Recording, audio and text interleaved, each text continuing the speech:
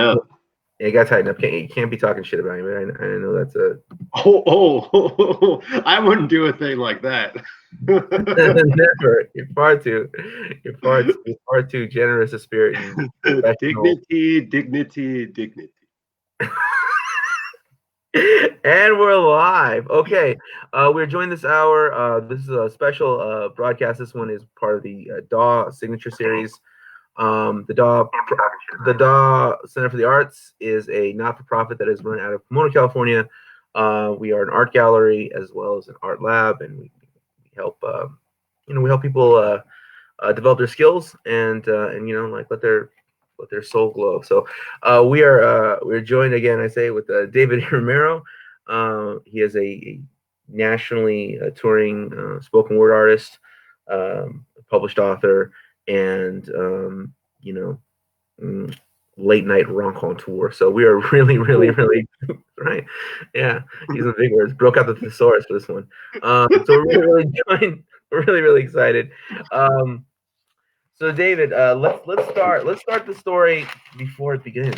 Let's just start the story in the pre-dawn of David Romero, spoken word artist. I want to ask you a little bit about your time at USC. You were studying to become a film major and with a minor in philosophy. Well, it was originally going to be a minor in philosophy and in religion, and the religion minor got dropped, and the philosophy major got bumped up to a double major. What was the other major? Cinema television with a focus on critical studies of film. So at USC, at least back then, there were 4 tracks. There was digital animation, screenwriting, production, and critical studies. And I was in the critical studies. So that's film history and film theory. Honestly, I actually wanted to be in screenwriting. That was what I intended. Highly competitive program, didn't make it. For whatever reason, I never really had any interest in being in the production track, even though I wanted to be a director. But the actual nuts and bolts of filmmaking have never really interested me that much. Lighting, camera work, lenses, stuff like that. It's just really has never been of my interest. For me, it's always been the stories, the scripts, the ideas contained within the analysis of the film. And I had heard a few stories of people who had come from different tracks, from the non-production tracks, and had eventually become directors. So that had always been a huge inspiration. So I went with critical studies. So what, for our audience, what is gnocchi? How can it be enjoyed? And why is it significant to your life? All right. So I think very early in our friendship, right? I ended up taking you on a trip where we went to a protest, and then was that the same day that we went? True. Okay, so I was doing a short film as a favor for a friend of a friend, actually. So a friend, Catherine Bondi, a friend of my friend Samantha Niemeyer, close friend in the first couple of years of film school there at USC. And so I'm on this short film set, The Broken Heart of Gnocchi Bolognese. And I'm playing a waiter, and I'm given a speaking role, which was a surprise. I think I think I was just cast to be silent, but they like the cut of my jib, So I go in, and they give me the line, "Enjoy the gnocchi." And so following up, so when you and I are hanging out, I go into an ADR recording studio, and they have me say the line over and over and over again. And over time, it becomes closer and closer to this: enjoy the gnocchi. Like that kind of. It reminded me a lot of like Neo discovering himself, like I know kung fu, like that was from an outside perspective watching this magic happen.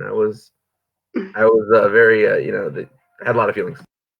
Yeah, yeah. I tried a few different takes. And I've only done, I think, ADR really one other time before. It was for an agency. We were doing it was an audition for a Gatorade commercial.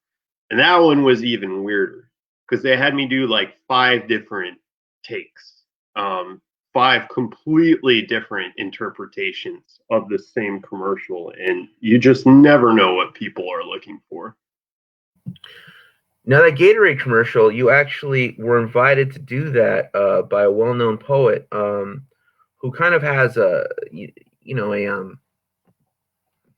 I want to make sure I say this the right way. Uh, that they actually well, first tell us about poetry, I'll get to tell us about poetry. Tell us about the Yeah, so poetry, not the field of life, but the right, universal. right. Poetry with an I, Poetri. It's one of the founders of the Poetry Lounge on Fairfax and Melrose in Hollywood, Los Angeles. Um, and Tony Award winner, one of the original deaf poetry cast members, toured all across the country. He has really been one of the greatest mentors in my life. He's really one of the first people where I got my start performing spoken word poetry was at the Poetry Lounge, and he was really the person who first singled me out, who was established at a tier, who actually saw that I had a talent and pulled me aside and asked me if I wanted to be in his class. And of course, I'm sure a lot of people are familiar with situations like that, like, hey, you're really talented, give me money, but he actually said, no, no, no, you don't you don't have to pay. um, I believe in you. I just, want you to be in this class. So, maybe I was a plant. I wasn't a mark. Maybe I was a plant, but it's better being a plant than a mark. You know what I'm saying? So maybe I was a plant. And yeah, I really, really enjoyed that whole experience of working with this whole crop of young poets, and he was extremely influential in being not only this first person, like I said, who was established to believe in me, but he was also someone who helped in the transition of my style. So back at that point, I was still very, very much influenced by hip hop, and especially in writing pieces that were much more free flowing, kind of raps almost. And he was the first person to really say, no, no, no, hunker down, write poems, write actual structured one metaphor, one theme, one, a sequence of motifs together. And he was the person who told me to write about food. And so I wrote Cheese Enchiladas, and that is the poem that sailed 1,000 ships, that has forever dictated the course of my career. Um, so yeah, I remember because I was still doing these kind of like non-conceptual political raps or something like that. And he's like, no, no, you're kind of goofy and you're kind of funny. You should do that. And I mean, I still do political work, but adding in the humor from that point has always been part of my work. So, getting back to political work, at USC, you were actually involved in attempting to change their practices with the way the clothes were produced and shipped. And can you tell Yes, on some? yes. So that was really the foundation of my political consciousness was the activism at USC, and so what it was. So once again, I was a film major, and at being a film major, one of our classrooms was a movie theater. So we would have these large lectures in the movie theater on campus Norris. And one day, a graduate student, Margan Vargas, came and he spoke about this organization called Scale that had organized in years prior to ensure that the university's apparel was produced in non-sweatshop labor conditions. So making sure that people, had paid overtime, had access to bathroom breaks, had well, now, quarantine, huge thing is protective gear, specifically now for the virus. But when you're talking about production, protective gear, can be essential in so many manufacturing of so many different things. So yeah, just making sure that this was all on the up and up. And what I thought was interesting was that so this was a large audience of people that he had spoken before. And I really expected this to resonate in people. There were people who I knew were much more to the left already and were already active in a number of different causes. And I so far had done charity work at my local church that I grew up in, but I had never done anything activism. I'd never bucked the system. I was always a straight A student, brown noser, all of that.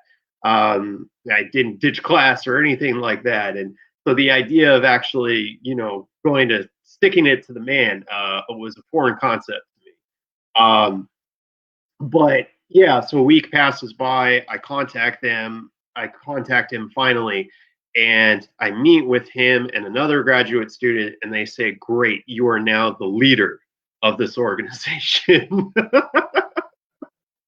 You are the rock. And how long? How big was your team of workers that you were now there? I mean, how big was your staff that you were leading at that point in time? Well, my staff, it was originally just me, and then they recruited another member, Michelle Martinez, who was a fantastic leader, and then eventually came in a number of other people. One of my first recruits was one of my best friends, my roommate at the time, Eduardo Virgen. We brought in a few other mutual friends, and eventually the one of the greatest leaders in the history of that organization, a young woman named Teresa Chain, joined up, and she really ended up taking over the organization and actually guaranteeing its success or leading it to the victory, which was getting the university to sign on with an independent factory monitor and with a pledge that they would source a certain amount of its product with factories that had already been cleared as being sweat free. That's an incredible victory.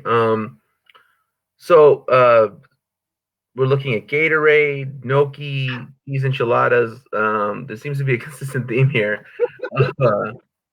in your writing. So why are you so refreshing? What's the Why am I so refreshing? Well, I thought long and hard about this question. Only the best ones. No, I joke. I kid. Now our audience will notice there are flyers behind you. Some are a little difficult to make out because in the background, but it appears to be your face over there, as well as your face over there.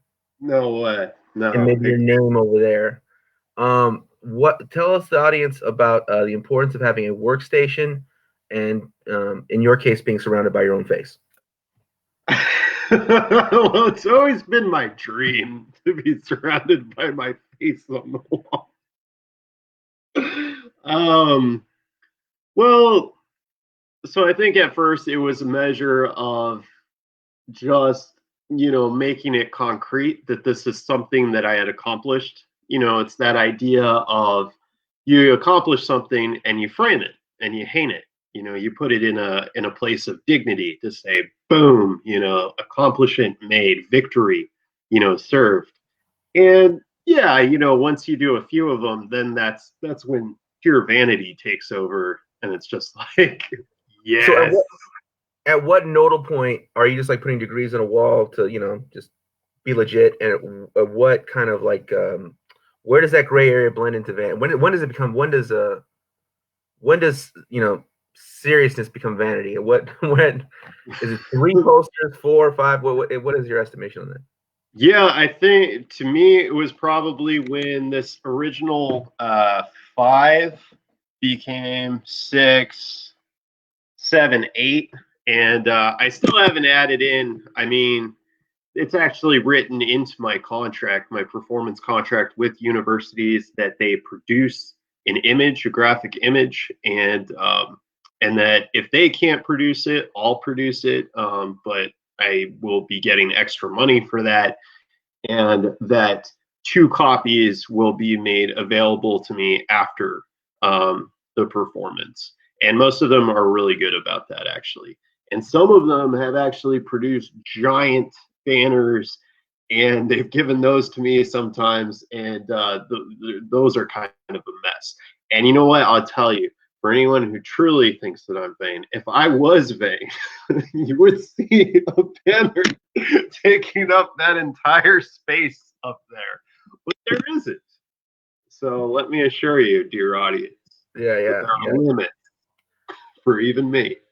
Vanity is a spectrum, dear listeners. Okay. um, I jest. But no, but seriously, there is a very tell us about the importance of someone who is, you know, you're a writer, but you're also your own agent, your own promoter, your own graphic Right. artist. You know, you're a one stop shop. You know, taking this, you know, taking your craft as well as you know, like your career as a writer very seriously. So can you tell our audience just how important it is to have a place of work as a writer? It's immensely important. Having this dedicated space, this work office here in the house, um, it just allows me to have that peace of mind to send my emails that I need to send. I mean, I've sent tens of thousands, literally. I've counted. I've gone back in Google, and you can search for the title that you've, put on things, and I've seen how many that I've sent. I've sent booking emails to virtually every school in the United States, virtually every school in England, Mexico. I think France as well. Um, but yeah, it's really, really important to have a space, to have a printer, to have all of this, and just kind of be able to reflect on, for example, right in front of me is a board where I have a layout, a plan that I use in my workshop, the four quadrants of success. It has brand, product, marketing, sales. So I have that roadmap right in front of me. And I think that's a huge benefit, to have a plan, to have that inspiration, also above me. My diploma, also above me, a record of how many years that my father worked for the state as a Caltrans employee. So to have that kind of reminder of hard work and dedication, I think it really, really helps me in the times where I just want to sit back and watch TV or whatever, and not work. It reminds me that I'm not going to achieve a lot of the things that I want to achieve without continuing, to be on this grind. You mentioned your father. Your father's been hugely influential on you in a number of ways. Can you speak a little bit to that, to tell our audience a little about your father, his work at Caltrans, and how it's kind of shaped the way you actually approach you approach your work as a writer? Yes. So I like to think of my work as largely being a tribute to my father. So my father, so as mentioned, he worked for 30 plus years for the state of California as a Caltrans employee. He started as a blue collar worker, um, and worked his way up to a supervisor. But even as a supervisor, he had to do all of that grind, out there in fixing plumbing, cutting down trees, clearing fields, embankments, working with the what do they? SPBs, something like that. They have a code for the people, the vests. Basically, whenever you drive by and you see the people who are working off, community service hours. So Caltrans has the unfortunate distinction of having to babysit a lot of those people who a lot of times are drunk drivers, petty theft, whatever it might be. People like myself. I eventually actually did that under my father's supervision. But yeah, a lot of my work is dedicated to his memory. He passed away from cancer in 2008, and I try to take with me his work ethic that he had, just relentless. He worked on the weekends. He worked overtime constantly. He was always doing something, even up to his final years. And he's really the first person, the irony being that he was a main driver in our household as a Mexican family, as a Chicano family, towards pushing us into mainstreaming at first. That was a huge drive within his family.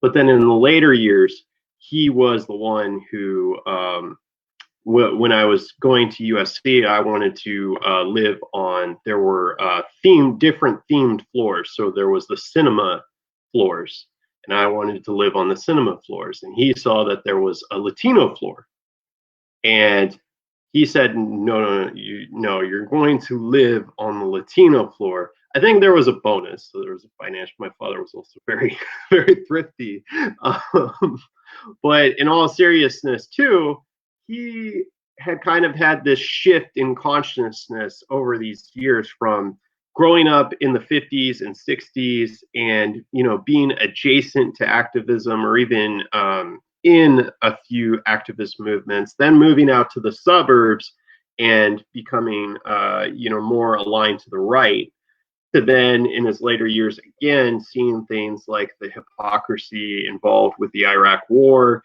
and shifting his consciousness again politically, and really seeing that Latinx people, Mexican Americans specifically, were on the rise, that we were a growing force in the country. And he was the one to sit me down and say, no, no, no, you need to learn how to be Latino. I've done all of you a disservice. He really felt like this guilt. Like, he used to talk to me about how he felt like he hadn't done enough for his community that he grew up in, which was Boyle Heights. That when he was a young idealist, he had all these dreams about doing work in the community, but that he had never really gone back. He would go back to eat, to visit, my grandfather, a few other people, go to the East LA Classic, for example. But that he never got involved again in the kind of activism that he had been involved in, or even charity work, whatever it might be that he had been involved in as a young man. And I think that was kind of his vision for us, was to kind of carry that torch. And so I've taken it upon myself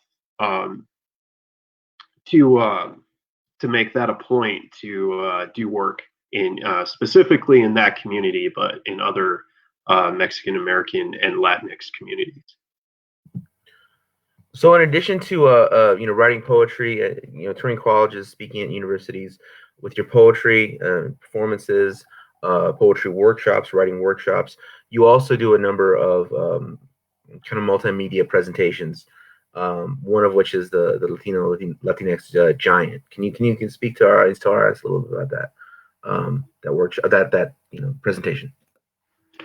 Oh yeah, and well, I mean, this actually reminds me of one of my original intentions for this session was just to talk about how great you were, and so I think you really missed out by formatting the questions in this way. But no, a lot of this presentation actually comes. Can I just say something real quick? Yeah. Everyone knows how great I am. This is about you. This is you got a lot of ground to make up, and I'm here for you, man. Oh, okay. I appreciate that. I appreciate that. And I do. I do. Um, yeah, like this presentation. So this emerges from contacting, excuse me, the chair of a multicultural center. Or I think it might have specifically been the Chicano Studies Department at a college in Illinois. Um, really, I think Southeastern Illinois University. That's what it was. Um, and him wanting, I forget what it was that I originally pitched him on, but at a certain point, he, Benoki is a lake in Florida. Wow. Okay. Interesting. I'm finally seeing like comments that are popping up. Wow. Oh my gosh. They're so, whoa. It's overwhelming me now. All right. Let me stay on track. so, so he, I Just think so at a certain point, so you know, and that everyone else knows, that about 45 minutes we'll get into the questions. yeah. Okay. Okay. So you and I had been having all of these discussions about um, how little the rest of the general United States population knew about the Latinx population in the United States. How little they knew about our culture, our history, our connection, and virtually how we had impacted everything else. And that you were seeing people building all of these platforms, these national platforms, Jan Brewer, the Minutemen, and then Trump, emerging, and all of these other figures building these national platforms off of attacking us, and that everyone seemed to be ignoring the undeniable, indisputable fact that our population is growing and our impact is growing. And this all needed to be reconciled with. This all needed to be acknowledged that many people know that by 2044 or earlier, minorities, in aggregate, minorities will become the majority population in the United States. We will outnumber Caucasian Americans. I love saying that. That's great. Caucasian Americans. Yeah, that's right. You're a hyphen. You're not the standard. You're a hyphen. Caucasian Americans, that we would outnumber Caucasian Americans in aggregate. But okay, so this is a wonderful, interesting, fact, right? But who's driving this? What population is it? Is it everybody? No, it's Mexicans. It's Latinx people. Um, in aggregate, we are the drivers of this demographic change, and this needs to be acknowledged. It needs to be reconciled with. It needs to be celebrated. So a large focus of the Latinx Giant is to talk about the origins of our political, social influence in the United States, to talk about our history, to talk about state terror, repression, the Mexican American War, to build this foundation, and then talk about more recent things, such as how we have created media institutions that have now created a separate market within the United States, and the impact that this is going to continue to have. And also about how the culture, mainstream culture, is now attempting to poach our culture for profit, for authenticity, or for cool, or whatever it might be, to get that bit of the other, and to try to cash in on our appeal and our market. You also lead a workshop on cultural appropriation, and actually, if you were to Google cultural workshop leaders or cultural workshop leaders, cultural appropriation workshop, right? You would actually appear, I think, first on the Google search. Is that correct? Yeah, yeah, you actually brought this to my attention. when you search that phrase specifically, I think my four of the events that I've done and articles that were written about those events and or articles that were written about those events show up on the first page of the results. And yeah, I mean, there was a certain point in which this, I think it was around, oh boy, it was 2011 when this issue was really starting to blow up, or 2013, something like sometime around then. And it was something that I had learned about from a number of sources, one of them being one of my film studies professors, Dr. Todd Boyd, the notorious PhD at USC. Yeah, um, great. So, yeah, this has been, as well as Curtis Marez, also in the film studies department there. And it was something that was on everyone's mind, and I decided to learn more about it, to look back on some of the notes from that time and kind of develop my own take and compile what a number of other people had written, or another of their examples and their analyses, and formulate that all together into a workshop. And my take has always been to, first of all, start with the great, to start with the seminal work, which is Bell Hooks's essay "Eating the Other: Desire and Resistance," which was written in 1992, a fantastic essay on the subject. And then from there to expand into talking about everything from what is my favorite episode of Wings. Okay, I'm reading the comments. I'm getting distracted. So, so to expand to everything there, from talking about sports, movies, fashion, Grammy winners, the history of music in the United States. Watching Ken Burns's jazz was instrumental to that, and realizing that jazz is the foundation of all of American music, virtually all of American music. One could argue that bluegrass and a few other genres were separate, but virtually everything from rock and roll onward comes out of jazz. So, anyways, yeah, it has been my delight to present at, I believe it's 11 different campuses on specifically on the subject of cultural appropriation. Mm-hmm. And for that, I was contacted by someone out of CNN Digital, AJ Willingham. So I've been interviewed. That article, unfortunately, due to the pandemic, has been postponed. But it could still be released any day. Just crossing the fingers. All right. So next, I have a three-part question in which I will play the devil's advocate, which means these are not very good questions at all. Did you, sir, not appropriate the work of Rupert Holmes? Or wait, three-part. Or right. Did Rupert Holmes appropriate pina coladas? And if so, have you reclaimed something that was never Rupert Holmes to begin with?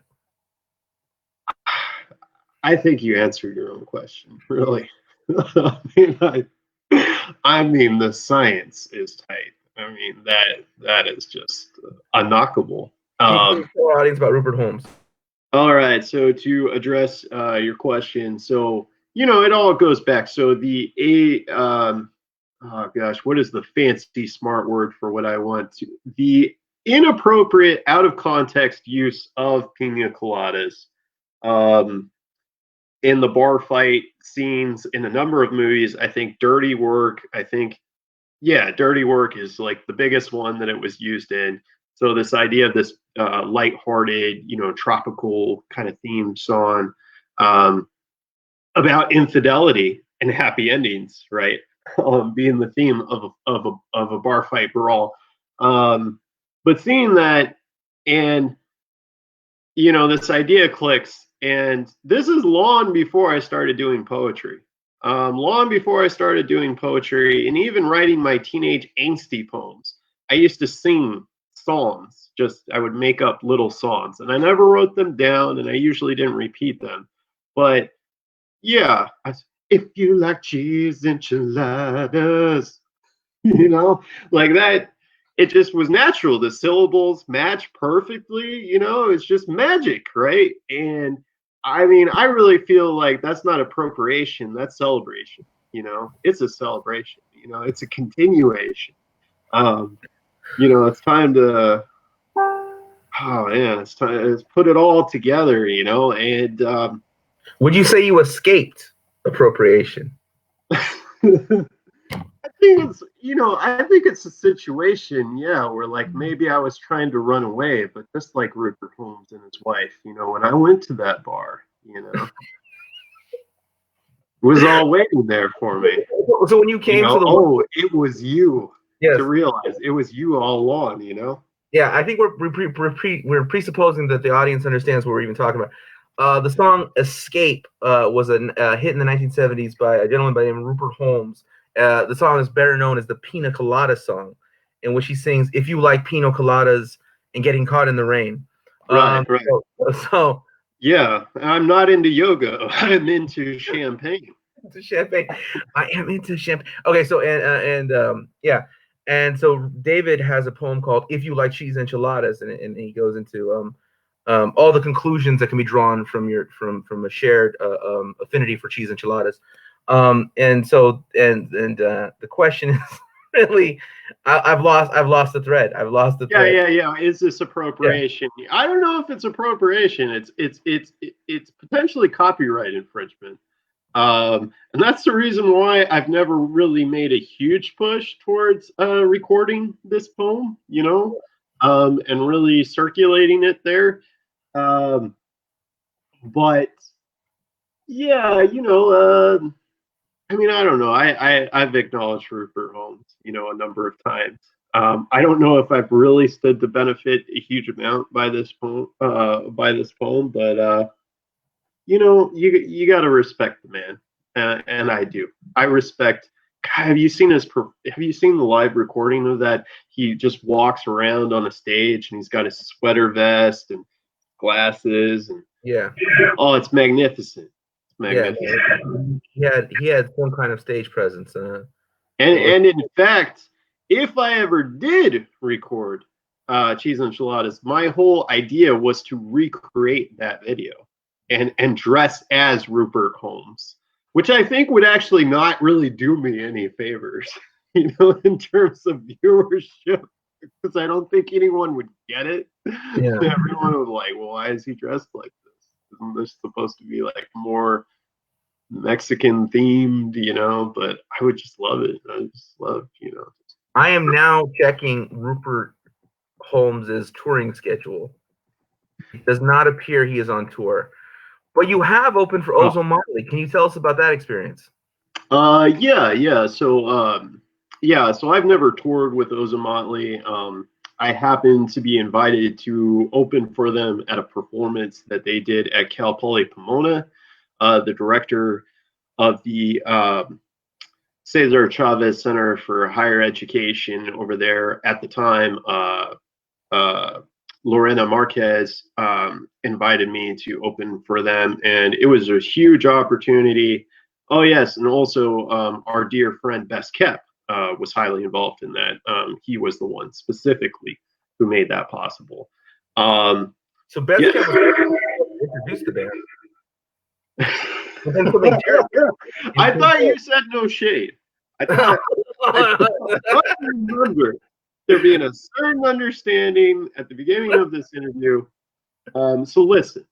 What Matt is alluding to is the fact that I accidentally introduced the band.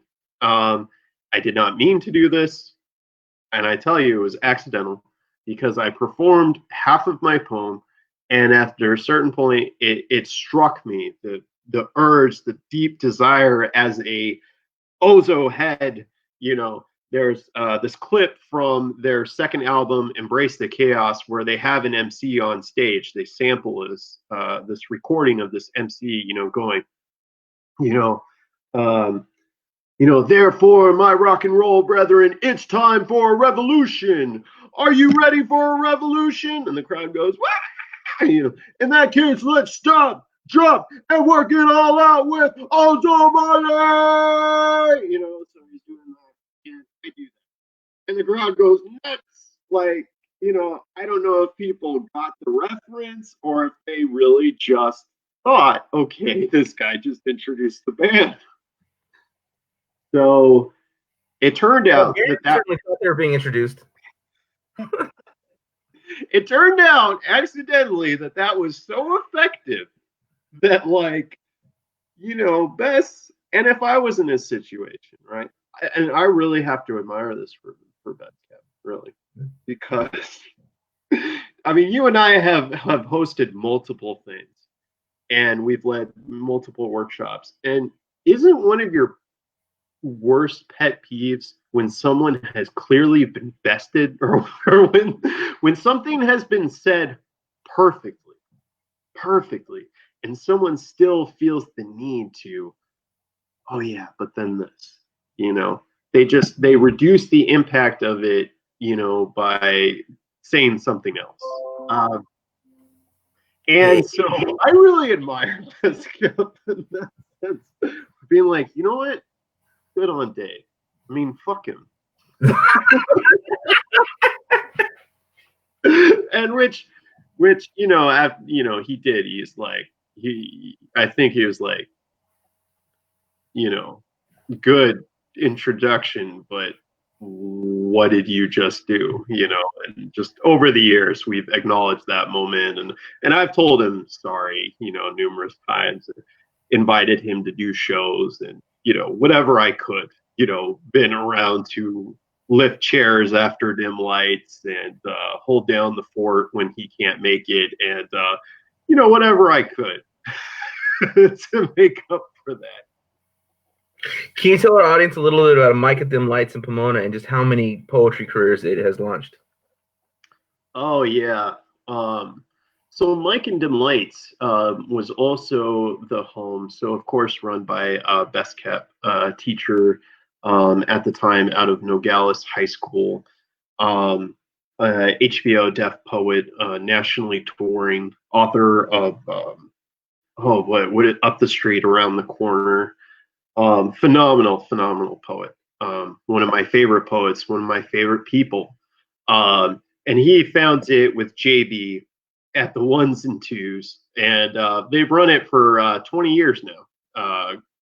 First, it was every Thursday night, which as well is a huge commitment to keep a venue going that long. And they had it running in downtown Pomona, and that was really the genesis, the nexus for a lot of us to get together and develop our careers and meet each other for the first time. A lot of artists in this greater Los Angeles, and that also brings in San Bernardino County and Riverside County, and even Orange County. A lot of these neighboring counties, it's become a nexus point for us, and so even people driving up from San Diego as well. So really a meeting point for a lot of different people, a lot of different backgrounds, a lot of different influences of poetry. And two of the stars, and I'm sure a lot of people, that I don't mention would feel slighted. But two of the stars that I really became cognizant of, specifically because they were Latinx, were Mark Gonzalez and Gabriela Garcia Medina. And Gabriela Garcia Medina, Mark Gonzalez is the first spoken word artist that I ever saw in person, I believe. And he talked about being a Mexican from Alaska. And I just love that you could have this one of the first times I heard this, like, idea of being proud of who you are, but acknowledging that there was something like goofy about it, a Mexican from Alaska, it's just like, what? and talking about activism and social justice. This was at a conference for activism at UCLA. And then Gabby has also been one of the most influential people in my life. Seeing her work and seeing the way she developed her career, seeing how active she was on the college touring circuit, the fact that she had made her own books, her own drive to get that done, and that she was a relentless promoter. I believe, yes, she had an agent, and she talked to me about that. And Gabby, really, let me make that clear too. Gabby was one of the first people to ever seriously and openly talk to me about how she had built her career, like step by step, like virtually every question that I asked. And I never was like, can you put me on? Because that's usually the dumb questions that people ask. Can you get me this show? Can you get me this agent, whatever, right? But the questions that we are willing to answer generally are like, how did you realize this? Or, what steps can I take? How can I prepare to get to that point? Those are the kinds of questions that we can answer. Not, can you give me $1,500? So yeah, so Gabby coming out of Dim Lights, and then yeah, Dim Lights is where I became part of a class of people with you, with Judah One. I mean, Judah One already had started before us, but he kind of, I guess maybe not willing, became part of our class, or our class adjacent, or the head of our class, let's say. Cohort. In any case, a guiding force, the Pomona Poet Laureate. So Judah One, superb, prototype, metaphysics was a force back in the day. Trege, and a lot of other people were part of this burgeoning movement of excitement, and a lot of people who then went on to do it on the national stage. So speaking of the national stage, how many different states have you been to at this point, performing your poetry? I have performed in 30 different states. And as far as I know, that might be some kind of record. That might place me in, I don't know, like the top 2% touring poets or something like that. And it would be really great to, to go to all 50. But let me tell you, it's very difficult. Getting a foothold in those red states is difficult. I mean, I still try. Like a lot of people won't even try. I still try. I still contact, the such and such Christian college, and such and such Bible college and whatnot, and maybe that opens me up to more scrutiny than I'd like. But I still try, because I feel, that's the dream, is to contact people, wherever, and especially in the United States. Have you seen the comment section? I think you should hit up Daniel so we can do an interview of you. This is Yeah. bordering on absurd. All right, all right. Yeah, these are fantastic. They are fantastic questions. They are really excellent questions. We'll get to a few of them, but first, I want to talk about your book, your upcoming book. Earlier, you mentioned how much of your poetry is a tribute to your father. This next book, My Name is Romero, is an extended tribute to more members of your family, to kind of your extended family. Of course, with your father being a driving force. But can you tell us a little bit about this upcoming manuscript, My Name is Romero? So My Name is Romero is about the meaning of names, and specifically what a familial name, the impact that it can have on Ignore Everything. Yeah, I know. Wow. I think I've offended Daniel. No. So the impact that one's family name could have on the understanding of your past, of your present, and where you're all going. So it's that looking backwards, it's finding out Doing the research, looking at the genealogical charts, I became, fascinated by family history. Um, so in recognizing and also that family history has always been huge for me in asserting, um, oftentimes defending my identity, my Mexican identity, my Chicano identity, and having to constantly prove to people that my family is Mexican. We did come from Mexico, in multiple ways, and talking about that and then explaining, creating the narrative, the necessary narrative, because I don't have the signifiers, the indicators of, Latinidad, readily available to me. So having to construct all of this, put it together, assemble it, package it so that it's ready. It became both a necessity and then it dovetailed with a legitimate interest. And I think we all get to a different point. Now maybe it might be people passing away, but I think we all come to a certain point where we come to reconcile with the things that our parents were interested in. And we pick them up, those little parts of them, that we, hone in on, that we found really boring when we were young or repulsive even. And that's something that in this period of my life, I've become really interested in, is like, okay, things like genealogy, like why were they so into that? And picking that up and finding that it really is fascinating, reading about how our family used to own land, or that my great great grandfather murdered someone, in a store, a business partner, in broad daylight, because he had betrayed him and that he was a scumbag scoundrel, like these kinds of, the old ways.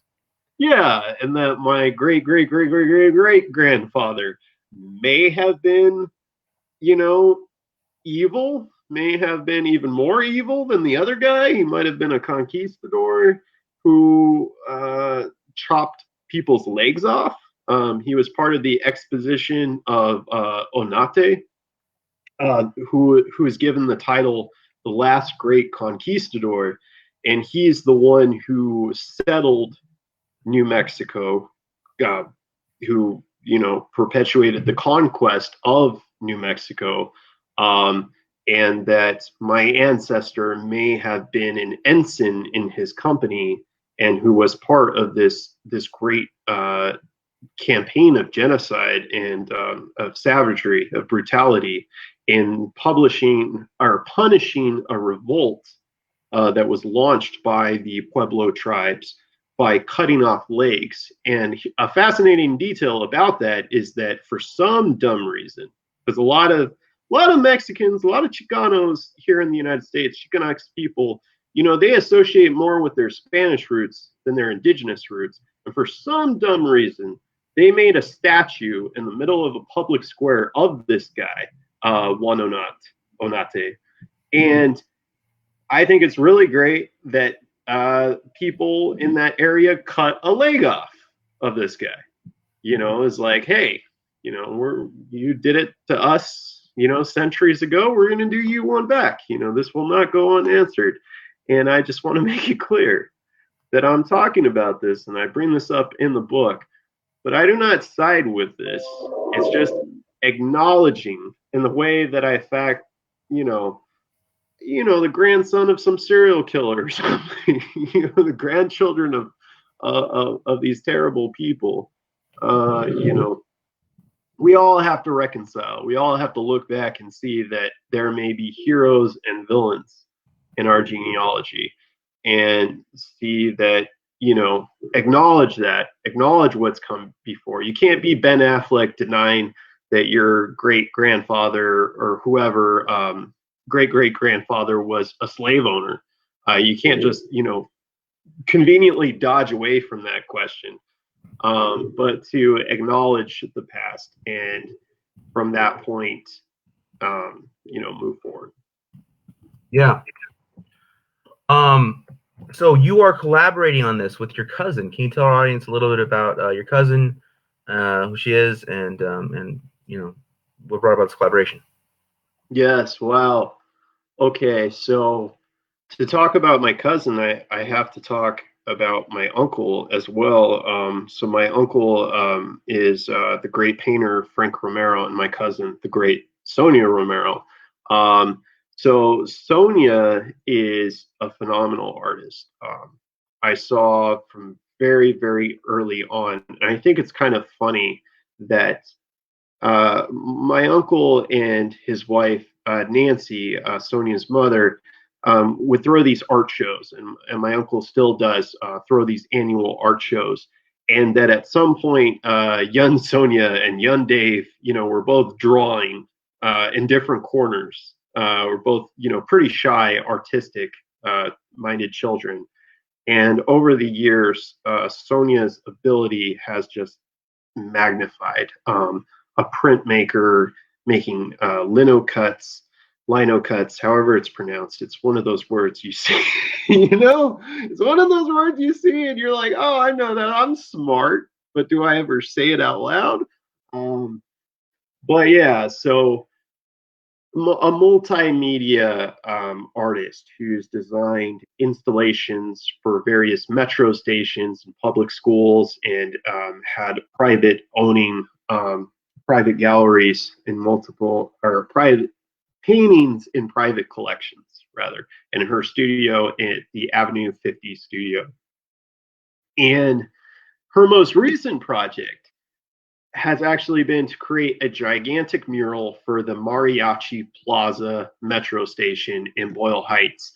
And my God, I'll be damned if she did not put a depiction of our grandparents and my father, her father, and our uncle within that mural. And it's just been such a beautiful, you know, God, I was going to say blessing. I don't use the word blessing, but it's just been such a beautiful event um, to see that occur, to see that manifest. Um, and so having her involvement was always to me key in just the idea of this, my name is Romero, that it's not just me, but, us, and promoting, with those dreams of what, my father was talking about in, well, the importance to him of family, that's the reason why he did all of this work that he did, all of the sacrifices that he made, but also the fact that he was a fan of his brother, my uncle, and the fact that he didn't always understand my ambitions as an artist, but he wanted me to be a creative of some sort, making a living off of my art. So trying to tie that all together, I think is just beautiful. And I think I'm just so grateful that she was willing to agree to develop the cover art for the project. So Sonia is certainly somebody who has, in the last, who has, for over a decade now, really been forging her own legend, her Yeah. own, her own legacy. Your uncle Frank is actually one of the really seminal muralists and artists to come out of the Chicano experience, really, in the 20th century. And he is actually support. I'm gonna kind of hijack this interview and tell my own story now. Oh, Because, okay. This is what I've been waiting for. oh, no, because I don't know where else would this be appropriate. And this is a long series, and so like I want to get this story on film, and like I'm gonna use this as an opportunity to do so. So Frank is actually extremely supportive of other artists in his own way, and we're gonna talk about his own way now. So Frank allowed you and I to sell our books during his Christmas special. Now he charges artists like $200 or so, I think it was the going rate, to set Right. up a table there. Now that may seem like a lot of money, but people could sell their artwork for $1,000 or something like that. And there are many like art collectors going through and trying to check out new talent and whatever. So it was definitely worth it. But for me and David, we're selling books, so we'd have to sell like 50 books to make, to turn that around and make money on that.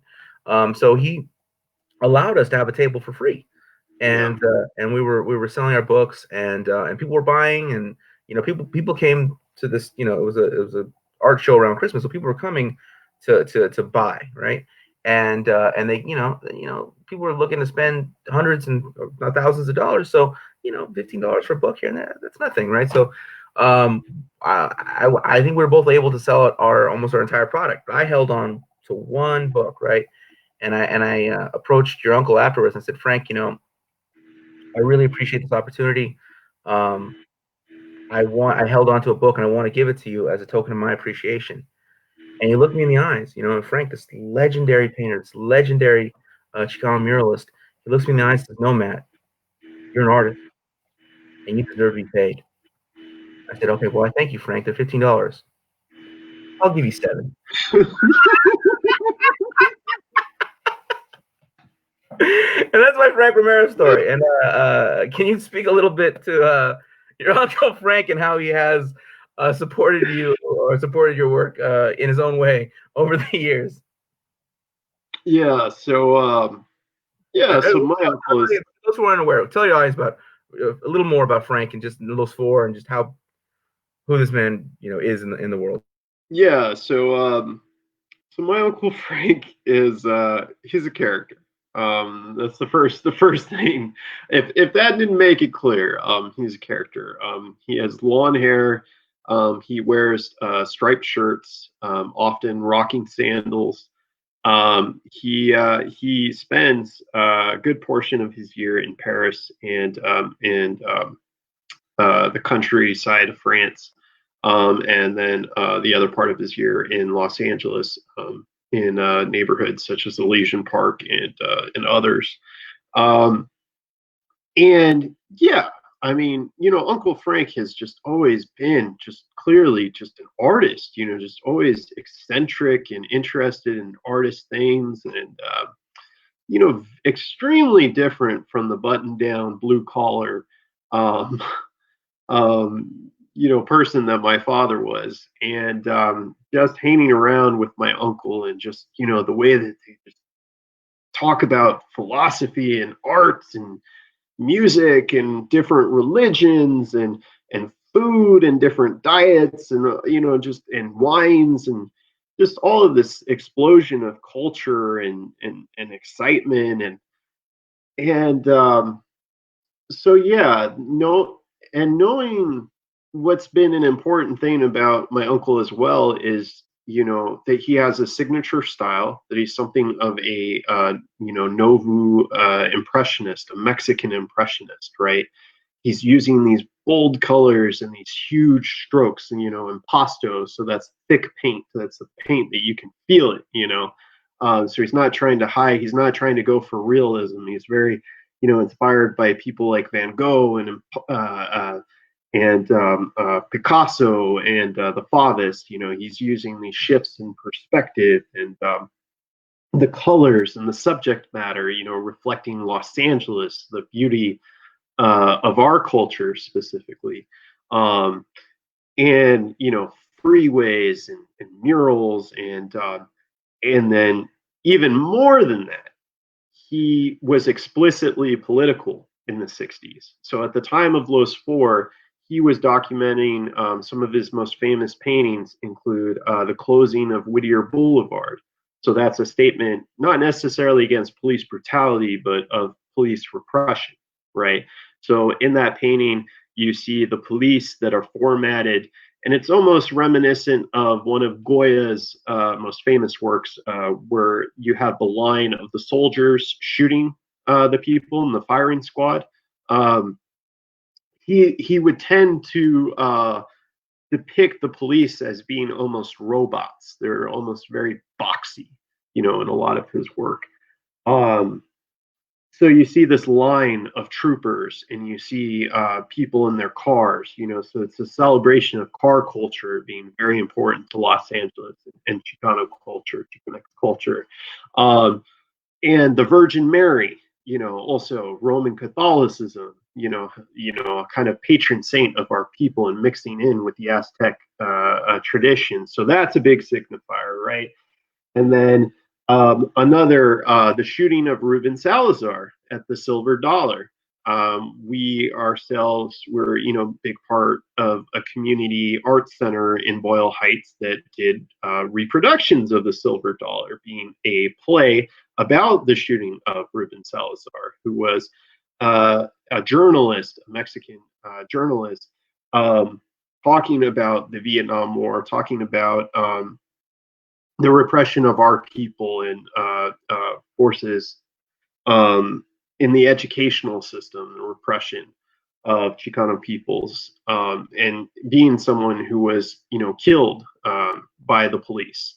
So the fact that he painted this and clearly shows, like talking about that Goya painting, the way that you choose, to paint something says a lot. So, in showing the police as being these indifferent robots, being extremely important, making a huge statement, all the while having this art style with these big bright colors, celebrating our culture, is just a double impact of that. So seeing these paintings and these reproductions of these paintings, and then later on, I think his third most important work is The Arrest of the Paleteros, and that's at the Silver Lake Lake, or is that at Echo Park? Echo Park Lake, whichever one. It's the one. It's the one with the paddle boats. Dear audience, and so that one shows once again the police as these kind of robotic figures, arresting paleteros, chasing them down. And I think that was at a point in which a lot of people had thought that his work had become, more personal and less political, more, just reflecting his loves and his joys and his curiosities. But he came back to deliver this great statement, reflecting not only into multi-generational Chicano culture, but specifically immigrant culture, I think, in reflecting with the Paleteros and reflecting that a lot of these vendors would be undocumented. So not just taking a stand with those of us who have this multi-generational history, but those of us who are, most on the cusp of this repression. Yeah, definitely. Anyone who's unfamiliar should just check out the work of Frank Romero. He's definitely a giant of arts and culture in this nation's history. The time has finally come to break into some of Daniel's questions. All right. That hair is amazing. We're only going to do a couple. That hair is amazing. Oh, wow. I don't do anything. Is it real? That's definitely a fresh haircut. Explain! Exclamation point. Ooh, wow. Now I see this is the hard hitting stuff right here. This is a real, juicy stuff. So I cut my own hair, and I have even before the quarantine. I'm really ahead of the curve. I don't really have many friends. I don't really go out that much. I'm a nationally touring poet, but largely a homebody. So I would say that I was quarantined before it was cool. I cut my own hair, like I was ahead of the curve on this whole thing. This is real. I actually really love growing this out. My uncle always had a big beard, and I don't know, George Lucas and Mountain Men and whatever. And I don't know, I look like a pirate bootlegger, and I dig it. So yeah, it's all real. No gel or anything. Just maybe he's born with it. That's all I gotta say. I'm trying to think of like a masculine equivalent of Maybelline. So we need to abolish these ideas of toxic non-Maybelline. We're all that's right. Mabel bodied hair. Painter. So now we go to another question from Daniel. Is looking like he's encouraging you to disfigure yourself. Painters, especially broke ones like Van Gogh, produce selfies to practice their craft. What is the equivalent for a poet / writer? Ooh, ooh, wow. Um, for me, it's been reflections on loneliness. That has been, yeah, because what you always have as a writer is yourself. And if you don't have anything that's stirring you, any great passion, any great cause to write about, you're not motivated by love, what you always have is self doubt and loneliness. So that is the writer's equivalent, I would say, of a self portrait. Um, yeah, yeah, yeah. That's where you can work on things. You can experiment a little, try different techniques that you wouldn't otherwise use. Um, yeah, it's right, and self-reflexive poems written about the act of writing itself. Yeah. Do you italicize words in Spanish, Tex-Mex, Galo, Pachuco, Cholo talk in your writing? No, no, I've Why seen not? that. And I think it's very exciting. It's like sexy, but purposefully, I didn't want to otherize those kind of things. Even though one might say that even the way that I do it, kind of, because it's not so familiar to me, I don't have such a deep connection to it that it's kind of naturally otherized. But that to me was always like really highlighting the exoticness or the othering of these words. Excuse me, and I don't like that. I don't want to diminish that. Even there's a poem in the book where I'm telling the story of an African man kidnapped by Moors in the Middle Ages. So it's a complete departure from everything else in the book. And there are a lot of references to traditional Middle Eastern and Moorish clothing. And in that same way, those words are not italicized because I did not want to. I wanted to present those things as normal, as part of that world, normal to that world. And I think that's really important. I think that's really important for people to continue to promote perspectives of these things not being otherized, being just this is it, this is natural. The tortillas are at the end cap of the aisle in the supermarket. They are not in the ethnic food section. They are an essential. My tortillas are not italicized. That's what I have. Tortillas are not italicized. David Romero. This question comes from Andrew Cedillo. David Romero, what is your favorite episode of Wings? Oh god, I can't highlight a specific episode really.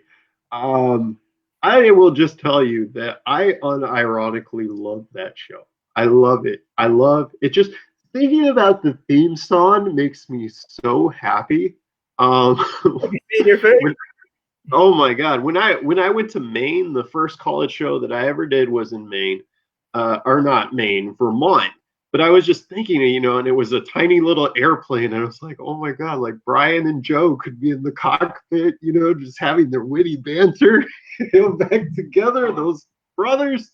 Oh my God. Oh, you're such a rascal, Brian.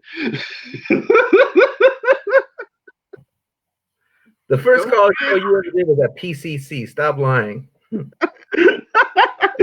what? The first college show you ever did was at PCC, and we were only getting paid $50. Stop lying. Oh, I mean my first out-of-state college show. Okay, all right. Forgot to put context on that one. Trying to like make yourself look all glorious watching Wings in a hotel room.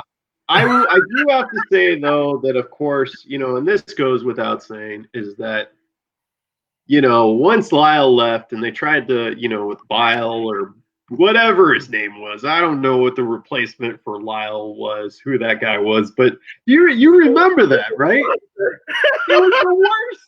The worst. That guy couldn't handle a couldn't hold a candle to Thomas Hayden, Christian Church, whatever his name is. Yeah. Thomas Hayden Church. So we have another question from Daniel here. It says, writers, artists, creative folks suck at marketing. Any tips? Do you give workshops on that as well? And I'm glad that Daniel asked that question because, yes, Daniel, actually, me and David Romero actually have a class. We're working together. We're going to charge some money for this one. That's going to be a Zoom. And we could teach you how to get onto the college circuit. Yeah. Yeah. That's a huge thing is for me, it was always asking Don't give people away too much right now. We're going to try. We got to make money here. Yeah. I just invented a service that doesn't exist. So I know. It was glorious. And I wasn't. See, you had to make it all weird. And I was just going to loosely mention that I think there are two things that I've learned real quick. One, ask people questions and listen to what they have to say, right? That's number one, right? Because a lot of people ask, but they don't listen. They don't take the notes. They don't follow the advice, right? So that's one. Two is learn from your other jobs. Every job that you work is going to teach you something about sales, about branding, marketing, distribution, production, whatever it is. All of those jobs. Chances are someone at those jobs is smarter than you, and they've created something that has an organizational structure, that has distribution, that has all these things going on.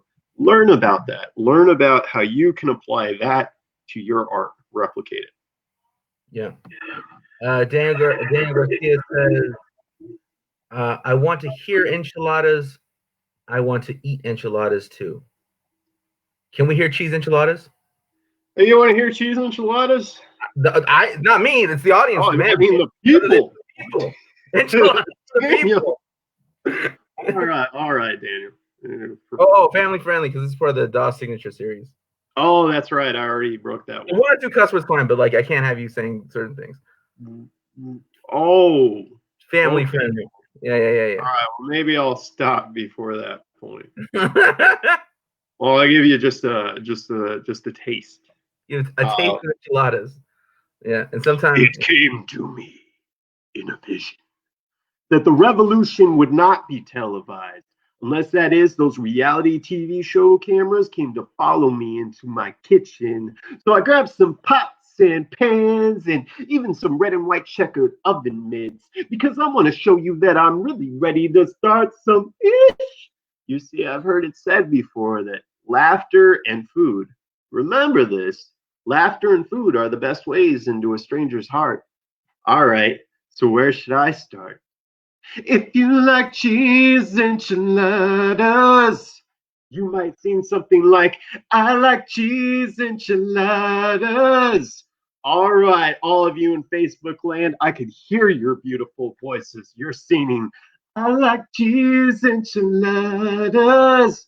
Oh, yes, you sing along, so chances are we'll get along. Warning. This poem, like my enchiladas, is delightfully cheesy in an effort to try to be funny, but really I endeavor to make this whole world better by making even the most racist person feel hungry when they hear this. I want this poem to simmer in their guts. I'll worry about their starving spirits later, but for now, I want you to savor the thought of enchilada sauce, your choice, red or green. I put my corn tortillas into the oil, set them at a low boil, and I could hear them sizzling.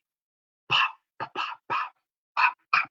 It's music to my ears. At times like this, I think about changing my career. Like, maybe I shouldn't be a poet. Maybe I should be a chef. Oh, but a chef doesn't lose her breath over food the way that I do and try to find any excuse to eat my enchiladas before they're even finished. Like, picture this. Who wants to know how to make cheese enchiladas? All right, I'll tell you. In my book, buy it. Yes. We've been joined for this 80 minutes now by David A. Romero. We're really, the Dawson of Art, to say this in all sincerity, very thrilled to have you. You are definitely a rising talent in the poetry scene. It's been an honor to know you. It's been an honor to work with you. It's always weird to talk like this, like talk about this is kind of what you talk about some people that you hardly know, but you're like, I have a deep amount of admiration, but I really do. I do really do respect your work, and I'm really glad that. I gotta say, yeah, once again, you really missed out on an opportunity because I was, prepared to be, like, okay, this poem, that I wrote, blatant ripoff from Matt Cedillo, right here, this, clearly, I would have had no idea how to do this were it not for his greatness, So we're gonna get interviewed by Daniel. That's what's gonna happen next. Don't worry about me missing the boat, man. I have like 10.